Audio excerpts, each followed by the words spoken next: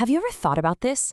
A nation goes from desperately avoiding a massive global war to being the one that actually decides the winner. And then, right at the peak of its newfound power, it just walks away? Well, that's the story of America in World War I. It's a paradox that honestly shaped the entire world we live in today. So, how on earth does that happen? How does a country that was practically built on the idea of avoiding foreign entanglements suddenly become the world's newest superpower, only to turn down the job the second it's offered? It's a really fascinating look into a kind of national identity crisis. To really get this, we've got to rewind to the start of the war. Back in 1914, America was officially, and very stubbornly, neutral. But as we're about to see, a perfect storm of events, both out on the high seas and deep in the country's bank accounts, made that neutral stance pretty much impossible to maintain. Now, it wasn't just one thing that pushed America over the edge. It was more like a three-punch combo. You had German U-boats attacking civilian ships, you had incredibly deep economic ties that basically meant an Allied loss would be a disaster for the US, and then you had a direct threat to American soil. Let's break these down.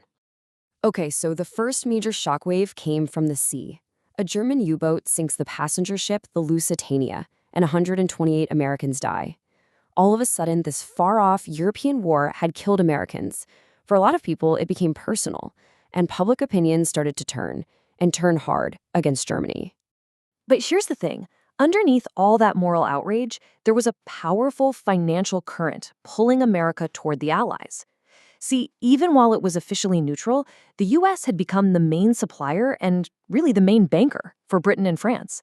If the Allies lost, it wouldn't just be a tragedy, it could have sparked a total financial meltdown back in America.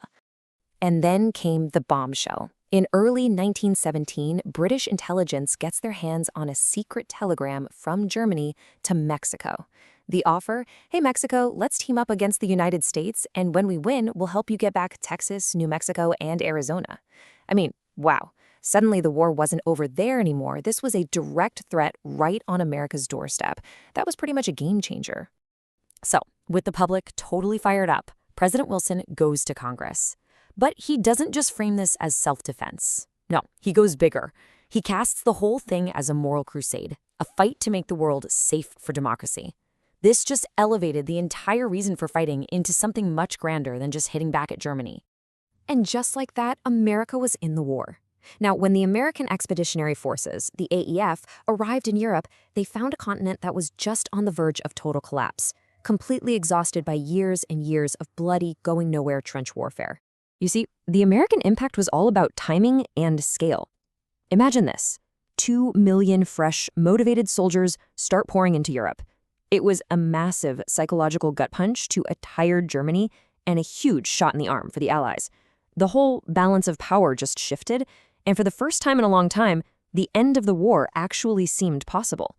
And if you want to see that impact in action, look no further than the Meuse-Argonne Offensive. This was it, the largest American battle of the war. Over 1 million U.S. troops in this relentless final assault that just shattered the German lines and ultimately forced them to ask for an armistice. But, and this is a really important but, inside this massive military effort, there was this deep, glaring contradiction. Take the Harlem Hellfighters, an all-black regiment. Because of segregation, the U.S. Army wouldn't let them fight under American command, so they were basically loaned out to the French Army. And what happened? They went on to serve 191 straight days in combat, more than any other American unit, and earned France's highest military honor for their incredible heroism. Okay, so the war is won. America's influence around the globe is at an all-time high. But this is where the story takes a sharp, unexpected turn. The victory on the battlefield was almost immediately followed by a bitter political war back home, a fight that would lead America to turn its back on the very world it had just saved. So you have President Wilson, who goes to the Paris Peace Conference with this big, idealistic plan he called the 14 Points. A key part of it was his idea for a League of Nations to prevent all future wars. But Britain and France, they had suffered unimaginable losses. They weren't thinking about idealism. They wanted security, revenge, and to make Germany pay. Wilson ended up compromising on almost everything, just to save his one big idea, the League of Nations. But back in the States, the opposition was zeroing in on one tiny but hugely controversial piece of it, Article X. People were terrified that this clause would basically entangle America in every future European conflict, forcing the U.S. into wars without Congress ever getting a say. Really, the fight against the treaty came from three main angles. First, you had that deep-rooted isolationist attitude in America, that feeling of let's just avoid Europe's messy problems. Second, it was pure partisan politics. Republicans saw a chance to land a major political blow on a Democratic president. And finally, there were some very real constitutional worries that Article X would just hand over American sovereignty. So what was the final score? The U.S. Senate rejected the Treaty of Versailles. America never joined the League of Nations. Think about that for a second. The international body created and championed by its own president, and America wasn't in it. It was a huge, deliberate step away from the world stage.